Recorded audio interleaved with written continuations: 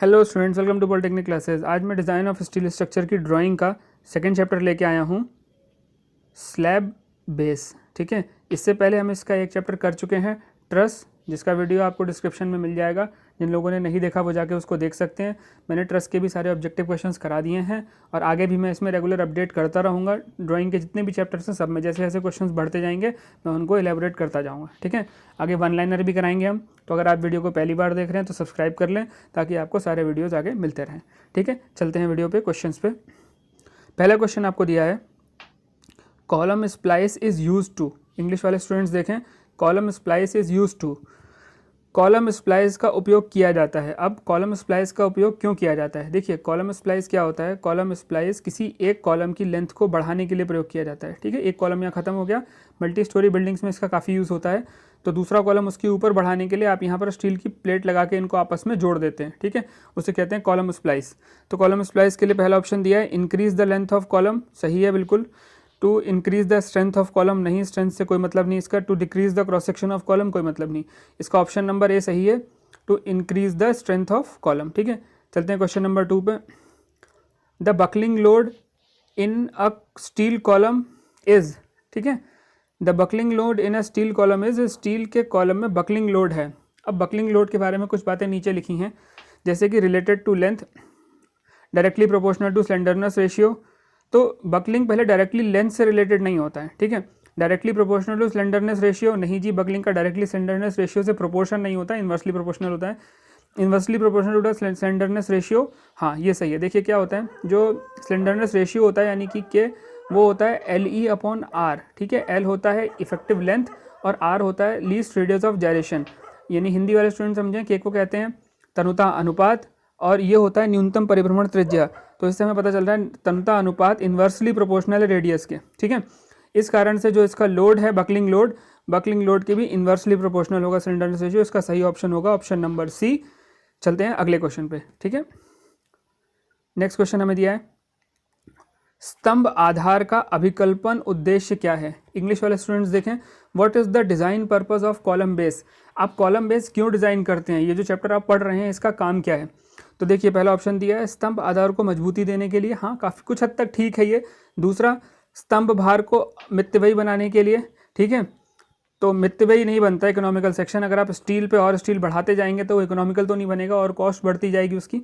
दूसरा, स्तंभ के संकेंद्रित भार को नींव क्षेत्रफल पर समान रूप से वितरित करने के लिए। To distribute the concentrated load of the column evenly over the foundation area. ये है इसका सही आंसर। देखिए क्या होता है, आप कॉलम बेस क्यों बनाते हैं? जो स्टील के सेक्शन होते हैं, जैसे हम सबसे ज़्यादा हम कॉलम में यूज़ करते हैं आई सेक्शन का। ठीक है, आई सेक्शन जो छात्र नहीं जानते, देखिए कुछ इस तरीके का दिखता है। ठीक, अब आई सेक्शन लोड तो काफ़ी ले लेता है बट इसका क्रॉस सेक्शनल एरिया जो होता है ना, ये पूरा बहुत कम होता है। ठीक, अगर आप इसको एक प्लेट के ऊपर ऐसे ही रख देंगे सीधे तो ये उसको फाड़ के उसके अंदर घुस जाएगा, वहीं पर रप्चर कर देगा उस प्लेट को। ठीक है, तो क्या करना होता है, हम नीचे स्टील की प्लेट लगा देते हैं। ठीक, और उस स्टील की प्लेट पर इसको सपोर्ट कर देते हैं। अब जोड़ने के मेथड्स अलग अलग है, रिवेटिंग, बोल्टिंग, वेल्डिंग, वो अलग चीज़ है, वो आगे आएगा।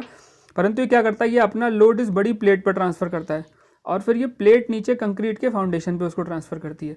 तो ये क्या करता है, लोड को इवनली ट्रांसफ़र कर देता है। यही स्तंभ बेस, जो कॉलम का बेस, ये फाउंडेशन जो नीचे प्लेट लगी है, इसका अभिकल्पन उद्देश्य ही यही है कि ये जो कॉलम का लोड आ रहा है उसको बड़े एरिया पे ट्रांसफ़र कर सके। ठीक है, तो इसका सही आंसर क्या होगा? ऑप्शन नंबर सी, संकेंद्रित भार को नींव क्षेत्रफल पर समान रूप से वितरित करने के लिए। ठीक है, इंग्लिश वाले भी देख लें, नीचे मैंने इंग्लिश में भी दे रखा है इसको। नेक्स्ट क्वेश्चन देखते हैं। अगला क्वेश्चन है क्वेश्चन नंबर 4। अभिकल्पन में कंक्रीट नींव का भार स्तंभ भार का लिया जाता है। ठीक है, in design the weight of concrete foundation is taken of the column weight. जब हम डिज़ाइन करते हैं तो जो कंक्रीट का जो बेस है उसका वेट और जो कॉलम होता है, कॉलम के वेट का रेशियो क्या रहता है, मतलब जो फाउंडेशन है, फाउंडेशन का वेट कॉलम का कितने % तक लगभग रहता है इन जनरल डिज़ाइन में, तो इसका जो रेशियो परसेंटेज होता है वो होता है 10%। ऑप्शन नंबर बी इसका सही आंसर है। ठीक है, चलते हैं आगे अगले क्वेश्चन पे। वृत्ताकार स्तंभ के लिए आधार प्लेट का न्यूनतम व्यास निर्धारित है। देखिए, वृत्ताकार स्तंभ क्या होता है, सर्कुलर कॉलम जो होते हैं ना उसको कहते हैं वृत्ताकार स्तंभ। The minimum diameter of the base plate for a circular column is fixed. ठीक है, तो इसके लिए कोड ने फॉर्मूला दिया है जिसके आधार से आप वृत्ताकार कॉलम की नीचे की प्लेट का एरिया निकाल सकते हैं। ठीक है, उन्होंने उसके लिए क्या फॉर्मूला दिया है, एरिया नहीं सॉरी व्यास निकाल सकते हैं, इसका व्यास निकाल सकते हैं। तो इसके लिए उन्होंने फॉर्मूला दिया है कोड ने ये वाला 1.5d प्लस 75। तो 1.5 इंटू डी, डी इसमें डाया ऑफ कॉलम है, जो कॉलम आपका बना हुआ है उसका डाया है, ठीक है। इसमें प्लस करेंगे 75 mm, ठीक, और इंटू कर देंगे 1.5 से। इससे आपको मिलेगा जो मिनिमम डायमीटर आपको बेस प्लेट का रखना है कॉलम के नीचे, उसकी वैल्यू आपको मिलेगी ऑप्शन नंबर सी से 1.5 डी प्लस 75, ठीक है। चलते हैं अगले क्वेश्चन पे। आई सेक्शन को पार्श्व दिशा में खिसकने से रोकने के लिए वेब व आधार प्लेट के संगम पे दिए जाने वाला जोड़ कहलाता है, ठीक। जो आई सेक्शन होता है वो देखिए आप यहाँ पर तो क्लीट एंगल दे देते हैं, इधर भी दे देते हैं, ठीक है, परंतु ये इस डायरेक्शन में और इस डायरेक्शन में तो खिसक सकता है। ये प्लेटें इसको इधर उधर जाने से रोक लेंगी, इधर जाने थोड़ी रोक पाएंगी, यहाँ पे शेयर लगने लगेगा इस पर। तो इसको रोकने के लिए वेब के आधार प्लेट पर एक दिया हुआ जोड़, यहाँ पर एक और क्लीट लगाई जाती है, उस क्लीट को क्या कहते हैं, ठीक है। मैं इसका फिगर थोड़ा सा क्लियर कर दे रहा हूँ, जिन लोगों ने ड्राइंग नहीं देखी है वो इसको समझ लें। वैसे मैं कॉलम बेस की ड्राइंग पूरी बना के आपको लेक्चर में डाल चुका हूँ, जिन लोगों को ज़्यादा डिटेल में देखना वो एक बार जाकर उसको भी देख सकते हैं। आपका आई सेक्शन कुछ इस तरीके का होता है, ठीक है। इसमें यहाँ पर एक क्लीट एंगल लगा होता है इस वाले बेस पे, उस वाले फ्लैंज पे, और एक लगा होता है इस वाले फ्लैंज पे, ठीक है। परंतु जब आप इस पर लेटरल लोड्स लगते हैं इस डायरेक्शन से, तो उनको रोकने के लिए यहाँ पर एक क्लीट और लगा देते हैं, ठीक है।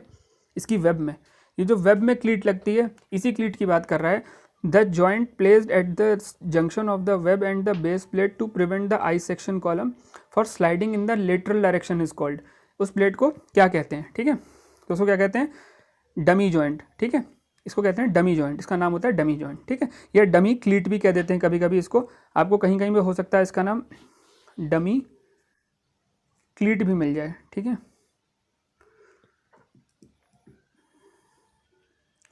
क्लीट, ठीक। चलते हैं आगे। चलिए फ्रेंड देख लेते हैं क्वेश्चन नंबर 7। क्वेश्चन नंबर 7 में दिया है ग्रिलेज स्तंभ आधार में अधिकतम नमन आघूर्ण होता है। इंग्लिश वाले स्टूडेंट्स देखें, the maximum bending moment in the grillage column base. तो इसको समझने से पहले समझ लें कि ग्रिलेज कॉलम बेस बनाया क्यों जाता है, ठीक है। देखिए ग्रिलेज कॉलम बेस तब बनता है जब आपके सॉइल की धारण क्षमता या फिर बियरिंग कैपेसिटी बहुत कम होती है, ठीक। अगर आप नॉर्मल फुटिंग बना देंगे, आइसोलेटेड फुटिंग, तो वो उसमें सॉइल उसको बियर नहीं कर पाएगी और वो धंस जाएगी मिट्टी में, ठीक है। तो इस कारण से हम simple pressure force upon area वाला फॉर्मूला का यहाँ यूज़ करते हैं। आप एरिया को बढ़ा देते हैं जिससे प्रेशर की इंटेंसिटी घट जाती है, और इसके लिए क्या करते हैं, इसके लिए हम स्टील की एक फ्लैंज लेते हैं या स्टील के सेक्शंस लेते हैं, ठीक है। उनको ऐसे अगल बगल रखते जाते हैं, ठीक, जितना एरिया हमें चाहिए, जितना हमें लोड उस पर डालना है। उसके बाद उनके ऊपर उसके परपेंडिकुलर डायरेक्शन में एक लेयर और लगाते हैं, ठीक है। ये एज पर डिज़ाइन होता है कितनी की आपको ज़रूरत है। उसके बाद इसके मिड में आप बेस प्लेट लगाते हैं, और इस बेस प्लेट के ऊपर जो आपको कॉलम लगाना होता है वो कॉलम इरेक्शन कर देते हैं। ये होता है ग्रिलेज फाउंडेशन, ठीक है। अब जो ग्रिलेज फाउंडेशन का क्वेश्चन याद दिया उसमें पूछा है maximum bending moment grillage foundation पे कॉलम बेस पे कितना होगा, ठीक है। तो इसका जो फॉर्मूला दिया हुआ है, एक्चुअल फार्मूला वो ये है W/8 L minus L, W/8 capital L minus small l, ठीक है। इसमें जो कैपिटल L और स्मॉल l है, पहले W बता दूँ, W इसमें स्तंभ पर आने वाला भार है, ठीक है। जो W है वो स्तंभ पे आने वाला भार है, जो कैपिटल L है वो ग्रिलेज धरन की लंबाई है। मैं इसको फिर से करके दिखा देता हूँ। देखिए जैसे आपका मान लीजिए ये पूरा सेक्शन है जिसमें आपके ग्रिलेज यहाँ नीचे आपने सेक्शंस लगा रखे हैं, ठीक है। तो जो कैपिटल L है वो इसकी लंबाई है, ठीक, इस ग्रिलेज धरन की, और जो स्मॉल l है वो इस पे लगी हुई जो बेस प्लेट है ना, उसकी बेस प्लेट की भुजा की लंबाई है स्मॉल l, ठीक है। तो फॉर्मूला आप समझ गए, W/8 L minus small l, ठीक है। इससे आप निकालेंगे maximum bending moment grillage base foundation का, ठीक। चलते हैं अगले क्वेश्चन पे। अगला क्वेश्चन नंबर 8 में हमें दिया है ग्रिलेज स्तंभ आधार में दो लगातार धरन के फ्लैंज की न्यूनतम दूरी होगी। देखिए इस क्वेश्चन को समझ लीजिए पहले, कहता क्या है, इंग्लिश वाले छात्र भी देख लें। The minimum distance of the flange of to consecutive beams in a grillage column basis. मैंने पीछे ग्रिलेज कॉलम बेस बताया, अब इसको थोड़ा सा एनलार्ज करके देखते हैं। देखिए जब आपके पास मान लीजिए एक ये फ्लैंज है या एक आई सेक्शन है और ये दूसरा सेक्शन है, ठीक है। तो एज पर डिज़ाइन इनका जो फ्लैंज है इनके बीच की मिनिमम दूरी कितनी रखी जाएगी ये पूछा जा रहा है यहाँ पे, ठीक। तो जो इसकी मिनिमम दूरी रखी जाती है वो है 75 mm, ठीक है। 75 mm इसकी न्यूनतम दूरी जो निर्धारित की गई है वो है। 8 का बी, ऑप्शन नंबर बी इसका सही आंसर है, ठीक है। चलते हैं अगले क्वेश्चन पे। ग्रिलेज स्तंभ आधार के लिए अधिकतम कर्तन बल लिया जाता है। ठीक, ग्रिलेज स्तंभ आधार के लिए अधिकतम कर्तन बल लिया जाता है, या फिर maximum shear force is taken for the grillage pillar नहीं होगा, ये कॉलम बेस होगा, COLUMN। ठीक है, कॉलम बेस। तो जो इसके लिए मैक्सिमम शेयर फोर्स जो निकल आता है उसका जो फॉर्मूला होता है वो होता है W/2L। मैं लिख के दिखा दे रहा हूँ, W/2L ब्रैकेट में capital L minus small l। ठीक है, इसमें कैपिटल L और स्मॉल l वही हैं जो मैंने पीछे आपको बताए थे अभी। एक उसके ग्रिलेज का जो बेस होता है उसकी जो लेंथ होती है वो, और स्मॉल l है बेस प्लेट की लेंथ, और L यहाँ पर ग्रिलेज की लेंथ है, जो नीचे वाला बेस है उसकी लेंथ है, और W उसका वेट है। ठीक है, तो इससे निकालेगा आप मैक्सिमम शेयर फोर्स। चलते हैं अगले क्वेश्चन पे। स्तंभ के आधार में लंबाई लगाई गई धारण प्लेट की मोटाई निर्धारित की जाती है। ठीक, आपने मान लीजिए कोई कॉलम बेस बनाया, तो इसके नीचे जो बेस प्लेट लगती है या जो बियरिंग प्लेट लगती है उसकी थिकनेस या मोटाई किस आधार पर डिसाइड की जाती है। ठीक, कौन से फैक्टर्स होते हैं जिस पर उसकी मोटाई डिपेंड करती है। The thickness of holding plate down to the base of the column is determined by. ठीक है, तो इसका जो सही ऑप्शन है वो है फ्लेक्सुरल स्ट्रेंथ। देखिए, फ्लेक्सुरल स्ट्रेंथ क्या होता है, आनमन सामर्थ्य अक्षीय बल के लिए नहीं की जाती, तनन बल उस पर आता नहीं है, सिर्फ अक्षीय बल के लिए करेंगे, तो उसके अलावा जो उस पर रप्चर और फ्रैक्चर आएंगे वो सारे उसमें फेल हो जाएगा। ठीक है, आनमन सामर्थ्य क्या होता है, आनमन सामर्थ्य किसी मेंबर की या किसी स्टील के सेक्शन की वो स्ट्रेंथ दिखाता है कि वो कितना बेंडिंग स्ट्रेसेस को रेजिस्ट कर सकता है। ठीक है, रेजिस्टेंस कितनी बेंडिंग स्ट्रेस की है, इसके अलावा फ्रैक्चर, एक मिनट, फ्रैक्चर या रप्चर। ठीक है, ये मैं बता देता हूँ क्या होता है। देखिए, फ्रैक्चर होता है किसी चीज़ का टूट जाना, रप्चर होता है किसी चीज़ का वहीं से फट जाना, कट के अलग हो जाना। तो इस टाइप के जब फोर्सेज आते हैं उसको जो स्ट्रेंथ उसकी रेजिस्टेंस देती है वो होती है फ्लेक्सुरल स्ट्रेंथ या फिर आनमन सामर्थ्य। ठीक है, तो इसका सही आंसर होगा आनमन सामर्थ्य बाय फ्लेक्सुरल स्ट्रेंथ। ठीक, चलते हैं अगले क्वेश्चन पे। क्वेश्चन नंबर देखते हैं, क्वेश्चन नंबर 11। क्वेश्चन नंबर 11 में दिया है स्तंभ आधार में प्रयोग बोल्ट में अनुज्ञेय प्रतिबल होता है। The permissible stresses in the bolt used in column base. ठीक है, जब हम कॉलम का बेस या फाउंडेशन बनाते हैं जिस पे हम कॉलम इरेक्ट करते हैं तो उसमें साइड में बोल्ट्स लगते हैं। ठीक है, इनको एंकर बोल्ट्स कहते हैं। तो इन एंकर बोल्ट्स में परमिसिबल स्ट्रेस या फिर अनुज्ञेय प्रतिबल कितना होता है। ठीक है, तो इनकी जो परमिसिबल वैल्यू होती है वो होती है 120 न्यूटन पर मिलीमीटर स्क्वायर। ठीक है, इस वैल्यू को याद कर लीजिएगा। परमिसिबल स्ट्रेस जो बोल्ट की होती है वो 120 न्यूटन पर मिलीमीटर स्क्वायर होती है। ठीक, अगले क्वेश्चन में बढ़ते हैं। स्तंभ आधार में एंकर बोल्ट्स का काम है। Anchor bolts works in pillar base या कॉलम बेस। ठीक है, एंकर बोल्ट क्या करते हैं, देखिए जो आपका कॉलम का बेस होता है ना, कॉलम का जो बेस होता है वो नीचे कंक्रीट की फाउंडेशन पे रुका होता है। ठीक है, तो कंक्रीट की फाउंडेशन और कॉलम को आपस में, अब दोनों सेम मटेरियल तो होते नहीं है। ठीक है, तो कॉलम जो नीचे जो बेस लगी है, बेस प्लेट लगी है, उस बेस प्लेट को कंक्रीट पे रोकने के लिए इसके कॉर्नर्स पे बोल्ट्स लगाए जाते हैं। ठीक, इन्हें एंकर बोल्ट्स या फिर रैक बोल्ट्स कहते हैं। ये रैक बोल्ट्स क्या करते हैं, ऊपर तो इनका सेक्शनल एरिया सेम होता है, नीचे जाके ये थोड़े से फैल जाते हैं कुछ इस तरीके से। देखिए, ऊपर तो नॉर्मल बोल्ट होते हैं, ठीक है, नीचे जाके इनका सेक्शनल एरिया थोड़ा सा बढ़ता है। जब ये टाइट होते हैं तो एरिया थोड़ा सा इनका बढ़ जाता है, तो ये जाके कंक्रीट के अंदर अच्छे से इसको पकड़ लेते हैं। ये काम होता है रैक बोल्ट्स का। ठीक, तो यहाँ पर पूछा गया है कि स्तंभ आधार में एंकर बोल्ट का काम, anchor bolts works in pillar base. पहला, स्तंभ को मजबूती देना, सही बात है, पर स्तंभ से ज़्यादा इनका काम होता है बेस प्लेट को अपनी जगह पे फिक्स रखना, to strengthen the pillar. Option B, आधार प्लेट को मजबूती देना, टू रीइंफोर्स बेस प्लेट। नहीं, आधार प्लेट को मजबूती नहीं देते, ये आधार प्लेट को कंक्रीट बेस में रोकने की कोशिश करते हैं बस। तीसरा, आधार प्लेट को कंक्रीट पर टिका के रखना, या laying the base plate on concrete. तो इसका सही ऑप्शन है option number C, laying the base plate on concrete, या आधार प्लेट को कंक्रीट पर टिका के रखना। ठीक है, स्ट्रेंथ उसकी थिकनेस की वजह से होती है, जितनी मोटी उसकी प्लेट होती है। ठीक, स्ट्रेंथ में इनका कोई रोल नहीं होता। ठीक है, तो इसका ऑप्शन नंबर सी सही आंसर है। चलते हैं अगले क्वेश्चन पे।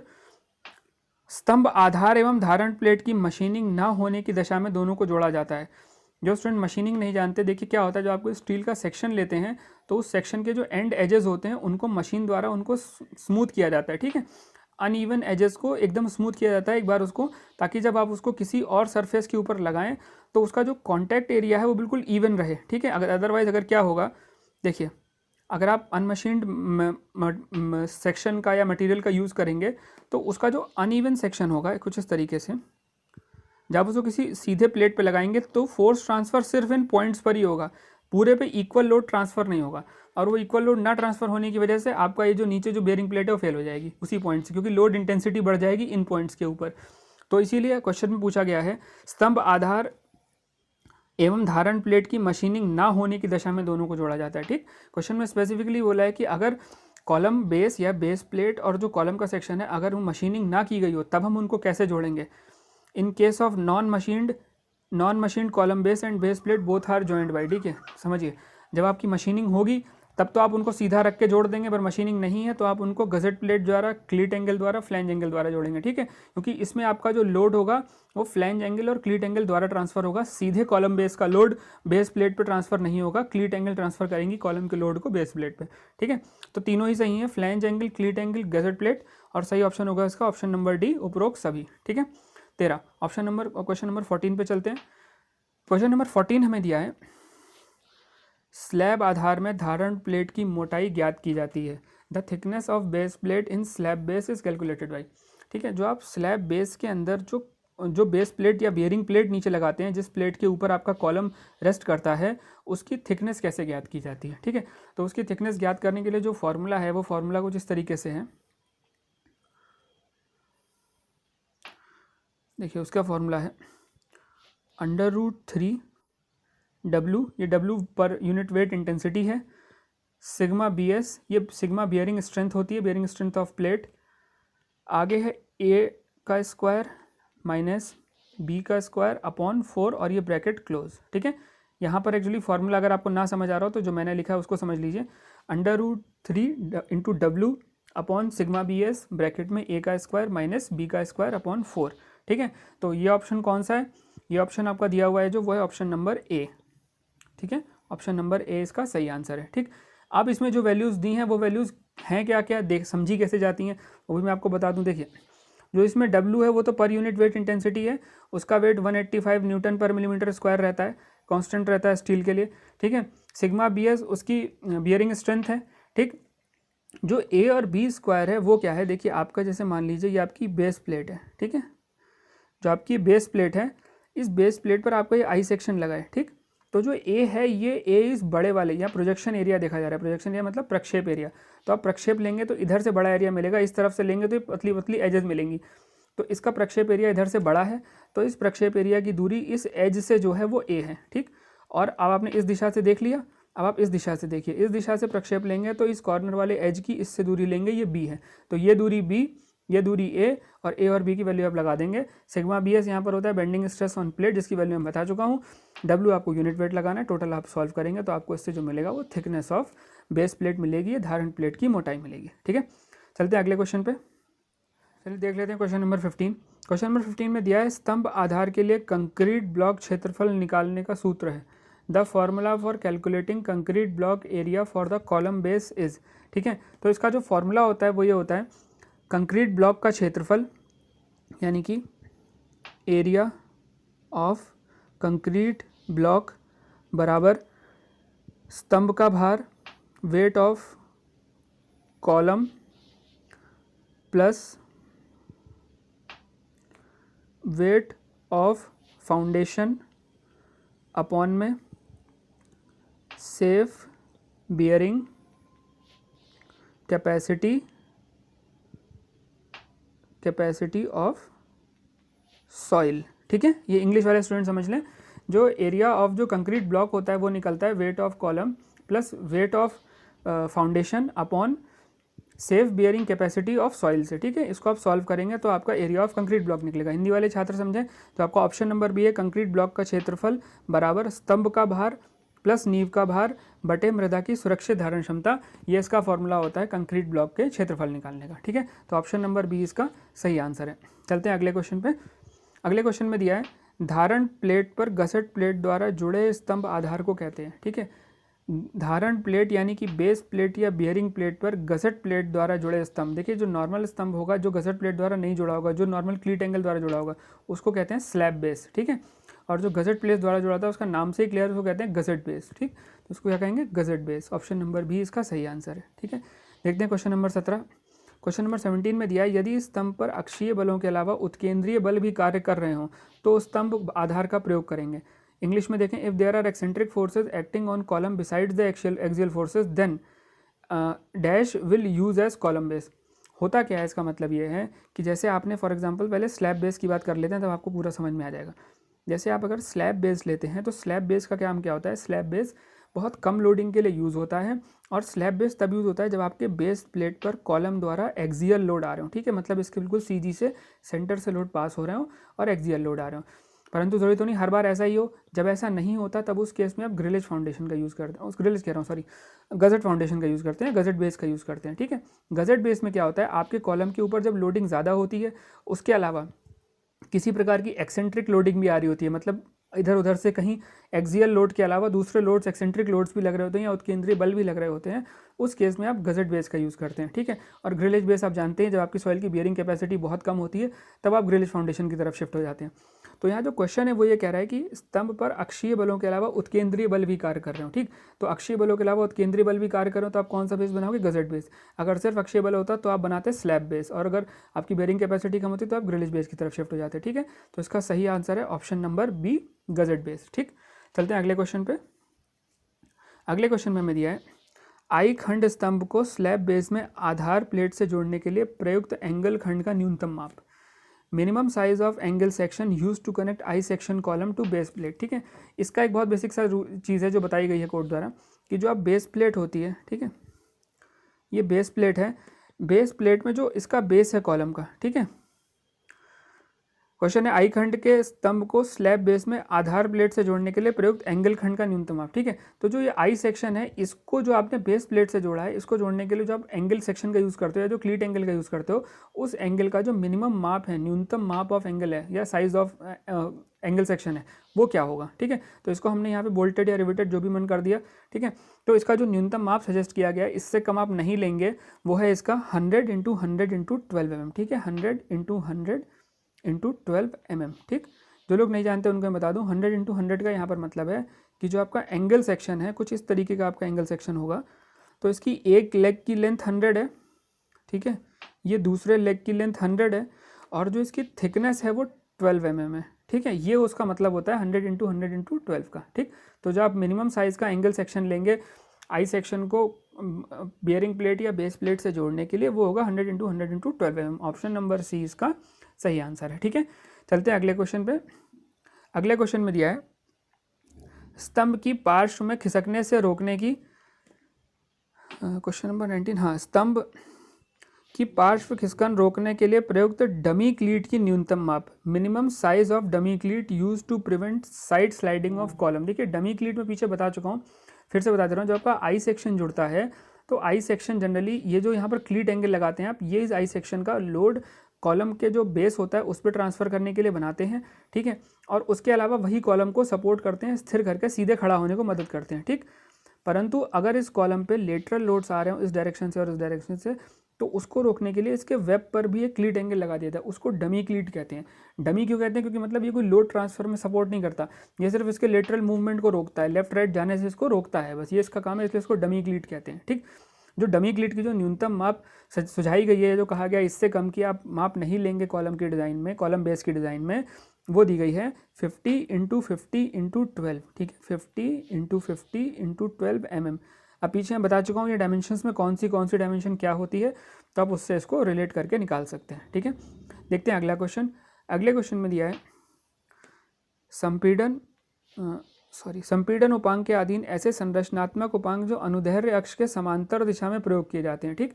इंग्लिश में structural member subjected to compressive forces that are applied to the direction parallel to longitudinal axis, ठीक है। लॉन्गिट्यूडनल एक्सिस क्या होता है, लॉन्गिट्यूडनल एक्सिस यानी कि लंबाई की अक्ष, ठीक है। किसी भी मेंबर की जो लंबाई वाली अक्ष होती है वो उसकी लॉन्गिट्यूडनल एक्सिस होती है। इसके पैरेलल अगर आप लोड लगा रहे हैं तो वो लोड जो मेंबर्स बियर करते हैं या जो स्टील के सेक्शंस बियर करते हैं, उन सेक्शंस को उनका नाम क्या होता है, उनको क्लासीफाई कैसे करते हैं, ठीक है। तो उनको क्लासीफाई करते हैं कॉलम, बिल्कुल कॉलम पे डायरेक्ट फोर्सेज आते हैं और एकदम वर्टिकल आते हैं उसकी एक्सियल डायरेक्शन में, लॉन्गिट्यूडनल डायरेक्शन में, ठीक है, कॉलम। पोस्ट, हाँ बिल्कुल, पोस्ट पर भी इसी टाइप से लोड्स आते हैं। और स्टैंशन भी कॉलम्स को ही कहते हैं, बस इनका एक नाम है। कोई भी वर्टिकल मेंबर जो वर्टिकली इरेक्ट होगा जिस पे लॉन्गिट्यूडनल लोड्स आएंगे उसको स्टैंशन भी कहते हैं, ठीक है। तो इसके तीनों ऑप्शन सही हैं, कॉलम, पोस्ट और स्टैंशन, और आप इसका आंसर लगाएंगे ऑल ऑफ द अबव, ठीक है। तो column base gusset base, grillage base के जितने भी मुझे बेसिक क्वेश्चंस मिले मैंने आपको सारे कराए, ठीक है। आगे ही मुझे क्वेश्चंस मिलेंगे तो मैं वन लाइनर में उनको ऐड करता जाऊंगा और आपको क्वेश्चंस जितने अधिक से अधिक हो सकेंगे एग्जाम तक कराऊंगा, ठीक है। तो आज आपके 2 चैप्टर्स मैंने ट्रस और कॉलम बेस के मैंने क्वेश्चंस करा दिए हैं, ठीक है। अगर आपने ट्रस नहीं देखा तो आप जाके देख सकते हैं। कॉलम बेस अगर आपको अच्छा लगा तो अपने फ्रेंड्स के साथ शेयर करें। इसके अलावा जल्दी ही मैं कॉलम टू कॉलम और बीम टू बीम और बीम टू कॉलम कनेक्शन, इसके अलावा प्लेट गर्डर के क्वेश्चंस भी लाने वाला हूँ। सो प्लीज़ चैनल को सब्सक्राइब कर दें, बेल आइकन प्रेस कर दें और वीडियोज़ को देखते रहें। Thank you.